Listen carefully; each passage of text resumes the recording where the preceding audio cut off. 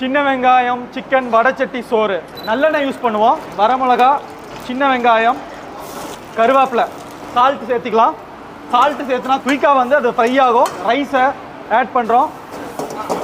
நல்லா மசாலா சின்ன வெங்காயம் நல்லா மிக்ஸ் ஆகுது. வடச்சட்டி சோறோட மசாலா சிக்கன் ஸ்டாக் வாட்டர் சேர்த்துறோம். சிக்கன் அப்படியே பஞ்சு மாதிரி இருக்கும். இந்த வடச்சட்டி சோறு இந்த நல்லெண்ணெயோட செம்மையாக மிக்ஸ் ஆகி ஒரு வடச்சட்டி சோறு. சுட சுட சுவையான சின்ன வெங்காயம் சிக்கன் வடச்சட்டி சோறு.